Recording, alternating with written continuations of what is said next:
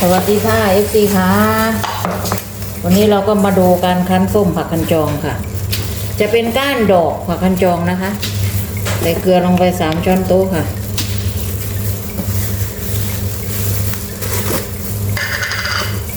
ใส่น้ำตาลทราย1 ช้อนโต๊ะค่ะ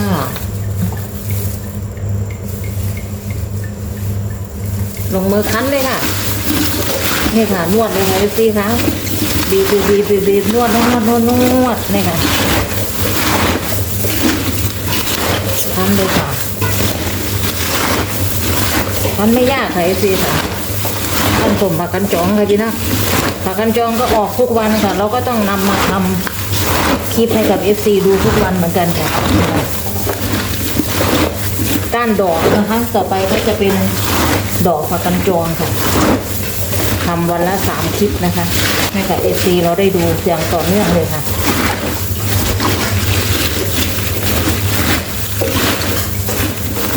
ขอบคุณ FC ทุกท่านเลยนะคะที่เข้ามาเยี่ยมชมมากดติดตามกดไลค์กดแชร์ค่ะคั้นเลยค่ะ FC ค่ะ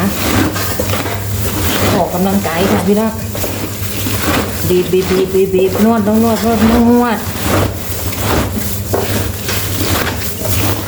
อันนี้จะเป็นผักกันจองน้องเตือนใจน้องสาวภูมิพันธุ์ปลูกอยู่ที่นาภูมิพันธุ์ได้ถ่ายทำให้กับFC ดูทีหนึ่งแล้วค่ะภูมิพันธุ์มาเป็นเลาะเบิ้งส่วนผักกันจองอยู่นาน้องเตือนใจแล้วค่ะเดือนหนึ่งหลังจากนั้นก็ยังไม่ได้ไปอีกเลยค่ะนี่ค่ะ FC ค่ะบีบนวดทำไม่ยากค่ะคั้นยางออกนะคะยางอย่าเป็นสีขาวๆยางผักกันจองอะค่ะเป็นสีขาวๆแล้วต้องคั้นออกคั้นแล้วก็ล้างออกก่อน FC ถามว่าอันคั้นแล้วกินได้เลยบ่ปรุงพันมาท่านกินได้เลยค่ะเราปรุงรสแล้วเรากินได้เลยกินไม่หมดเราก็ใส่ตู้เย็นไว้ค่ะกินกับส้มตำกับแก้วกับเมี่ยงได้เบิดพี่น้องแซ่บหลายนี่ค่ะอร่อยเลิศเลยค่ะ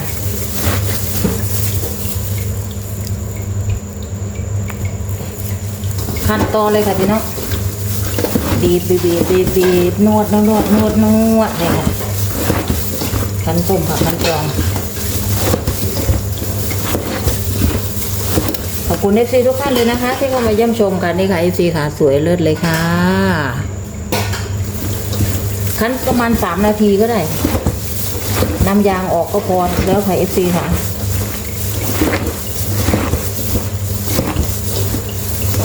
สวยงามค่ะนี่ค่ะน่ารับประทานมากเลยค่ะ FC ค่ะ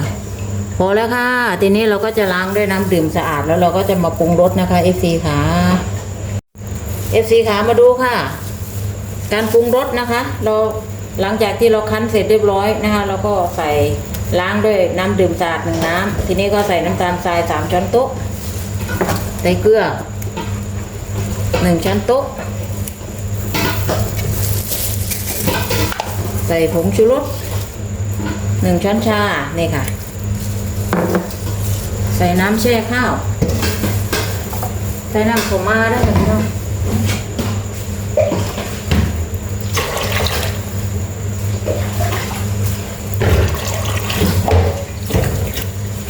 น้ำแช่ข้าวลงไป1 ลิตรใส่ลงไปเลยจ้านี่ค่ะ FC ค่ะเสร็จเรียบร้อยแล้วเราก็คน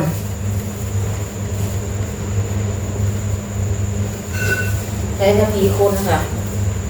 นี่ค่ะ FC ถามบอกว่าภูมิพันธุ์ทำเสร็จเรียบร้อยแล้วกินเลยได้ไหมได้ค่ะ FC ค่ะนี่ค่ะสามารถที่จะทานได้เลยค่ะเพราะว่าผักกันจองเนี่ยเราสามารถทานดิบได้นะคะ FC ค่ะนี่ค่ะโอ้ยสวยงามค่ะ FC ค่ะนี่ค่ะขั้นส้มผักกันจองด้วยค่ะพี่น้องนี่ค่ะทำกินก็ได้ทำขายก็ดีค่ะสูตรภูมิพันธุ์ตุลากันค่ะขอบคุณ FC ทุกท่านเลยค่ะที่เข้ามาเยี่ยมชมมากดติดตามกดไลค์กดแชร์ค่ะพบกันคลิปหน้านะคะ FC ค่ะตักให้ FC ดูค่ะนี่ค่ะสวัสดีค่ะ